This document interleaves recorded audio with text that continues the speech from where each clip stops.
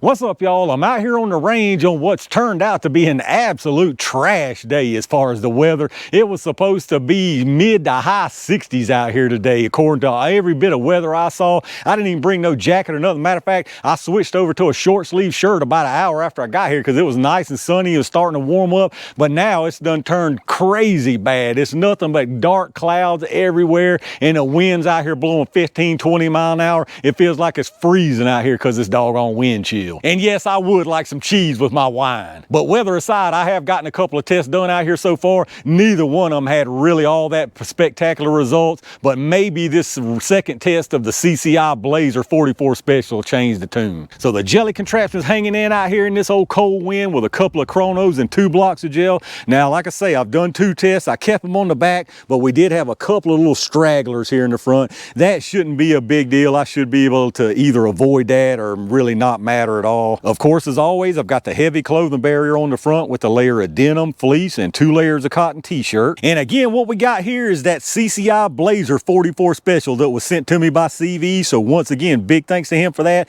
Now, if y'all watched my last test of this, I used it for a 4-inch tracker and my 6.5-inch Model 29. Now, there's some controversy on this velocity. The box right here is saying 875, but some new listings are saying 920, and some still say the 875. I've ordered 2 more boxes of this stuff. Midway had it, and it's still saying 875. I feel like that's probably just old info, and it probably is going to be the 920, but I went ahead and got that, and in case it still is like this 875 listed on the box, which I highly doubt, I went ahead and got a box from CCI also because they actually say 920 on their site. But anyway, on that previous test, we saw 838 in the 4-inch tracker, just to give you some point of reference there. Once again, here's a look at your cartridge. Aluminum case with that gold dot projectile, big old opening on that thing. And then, of course, the reason why we're doing a second test on this is we got 2 different barrel lengths this time. We've got the little shorty here, the 2-inch boomer. Now, this is a 2-inch ported barrel, no front sight, double action only. So this right here is a handful. 2-inch ported. I'm really seriously on the fence as whether we're going to get any kind of expansion out of this. We might get some irregular expansion, but I don't expect a whole lot. And then I figured since we went ultra small with that one, we'd step it on up in length pretty good with the next one. So I've got the 16-inch barreled Chiappa Alaskan here. Now, I did have somebody mention in the comments of my last video that they had trouble getting this Blazer to run out of a lever action, and it was because there's no groove here. As you can see right up under the rim, this has got a groove here. There's no groove on this Blazer, so I'm assuming they had problems with their extractor not being able to grab the rim. I tried a couple rounds just cycling in this right here, and it extracted them fine. So regardless of the performance right here, it ought to be pretty interesting. Let me get everything reset and see what happens. All right, let's see what kind of numbers we get with these different barrel lengths. I'm gonna do a 5-round average from each one of them, starting with this little boomer here first. Now, remember, the box is saying 875 on this particular box, and I saw 838 average out of that tracker.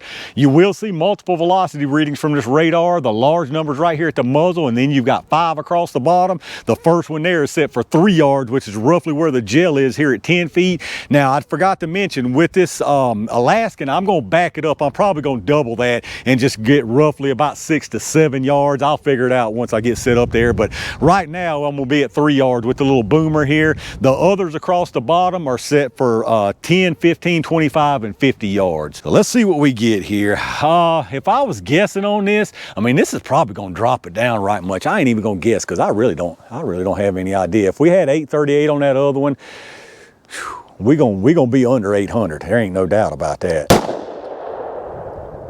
761, 771, 755, 746, and 743. So not only were we under 800, we were well under it. Let's check out the average. Well, I guess maybe not that far under 800. We were at 755 for the 5-round average. We had an extreme spread of 29 with an 11.5 standard deviation. So 755, that's what, about 80 short of that Taurus tracker, and it didn't have very nice consistent expansion at all. So this right here is going to really be sketchy as far as if we get expansion or not. But let me reset things and see what that Alaskan does for it. All right, I'm gonna try to do this without moving this camera back any. Y'all might not have all of my pretty face in frame, but I think you'll live.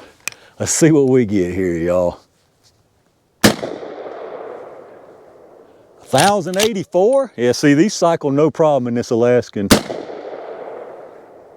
1,011. 985. 992. And 978, so it sure dropped on down low towards the end. Let's check out the average. All right, so our 5-round average that time from this 16-inch Alaskan was 1,010 feet per second. We had an extreme spread of 106 with a 43.1 standard deviation. So big spread on this thing. For whatever reason, they don't jive together for sure. So 1,010 right here, and if you remember on the little boomer, it was 755, so that's what, 255 feet per second difference. So needless to say, that's a huge difference because that's a huge barrel length difference. All that being said, I don't think we're gonna get any expansion out of that boomer. Hopefully I am wrong, because I know those big old gold dots do well at a lower velocity, so maybe that's still not too low. As far as the Alaskan, I mean, there's absolutely no doubt we're gonna get good performance out of that, because that's way longer than even the Model 29 was. But that's enough talking about it. Let's get it all reset, and y'all know what time it is. All right, y'all, it's short versus long because my curiosity was strong. Jelly time. I'm gonna put one from each into the gel, starting with this little boomer first. I'd really like to see some expansion from this little boomer. I'm sitting here trying to cock the hammer, but there ain't one. But I just don't have the best hopes for this at all.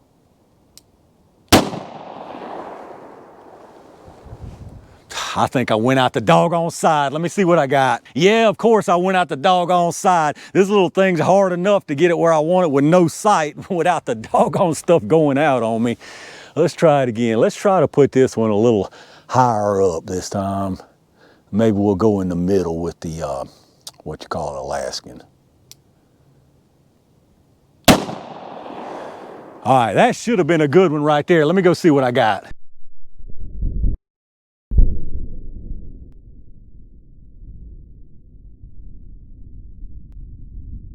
All right, that's actually not looking bad at all down there, y'all, for a little 2-inch ported barrel.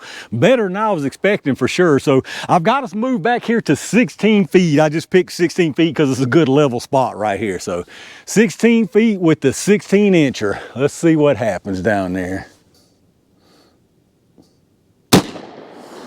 All right, that definitely should have been a good one right there. It slapped the cloth off. Let's see what we got.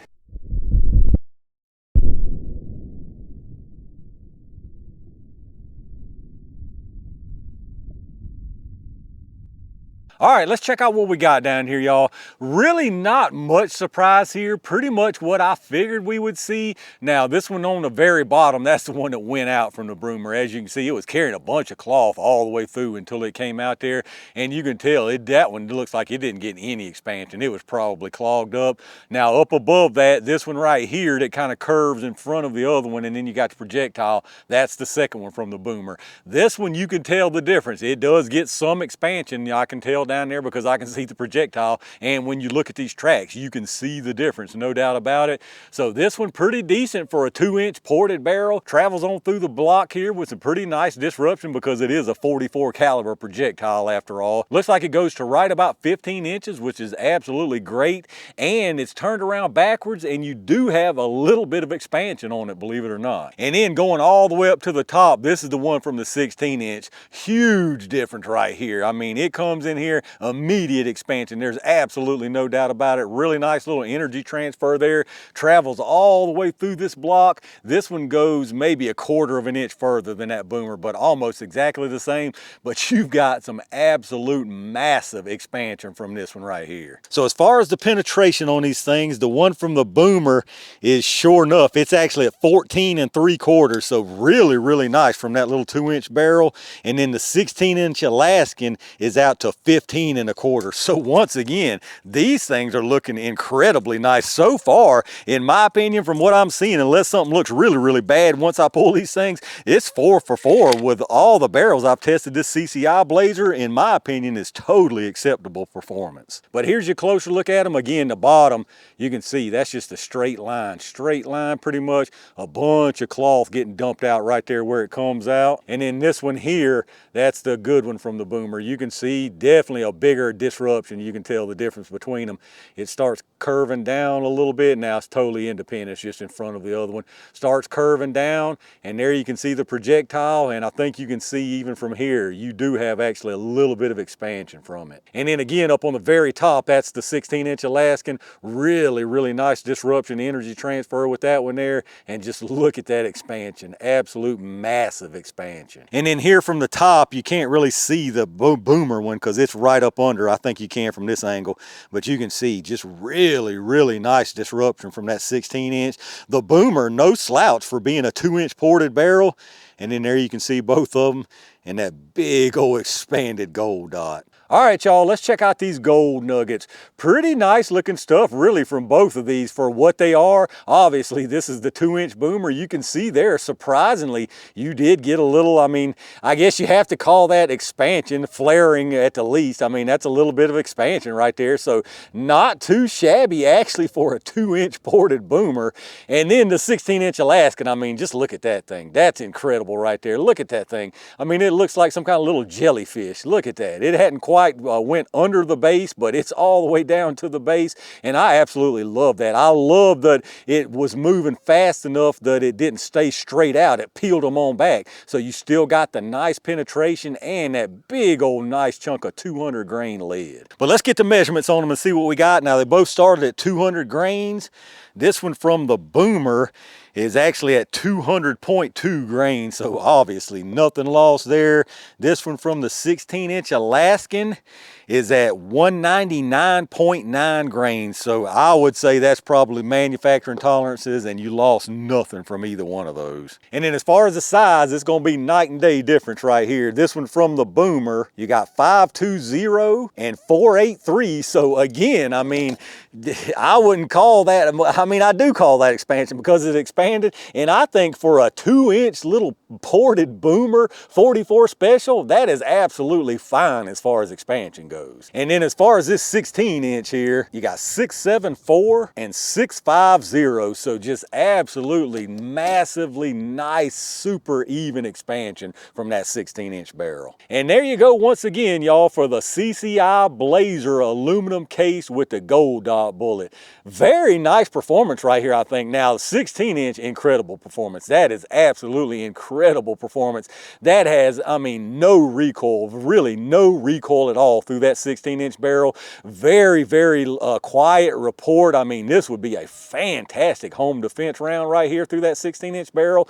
The 2-inch boomer, on the other hand, I would carry this. If I was carrying 44 special, I would have absolutely no problem carrying this. Now, that being said, you can get spicier stuff. I've tested some spicier 44 special, so I'd probably carry that. But if I had these, I wouldn't have any problem carrying these because, you know, you didn't get any award-winning expansion, but that's all you need because you still got very, very nice controlled penetration. So again, in my opinion, I think we have seen totally acceptable performances through all 4 barrel lengths so far. All right, y'all, with this old nasty weather turning bad like it has and the lackluster performance on the first 2 tests of the day, this CCI Blazer 44 Special has been the only bright spot of the day. Once again, I think this turned in some nice performances out here. The 16-inch, absolutely incredible performance. The 2-inch boomer, I mean, not really all that great, but it is 44 Special, 200 grain from a 2-inch ported barrel. So taking all that into account, I think even from that 2-inch ported boomer, it did pretty doggone good out here. But let me know what y'all think about it down in the comments. Any of y'all that do carry this, what do you think about the performance, especially out of this 2-inch boomer here? Would that be acceptable to you?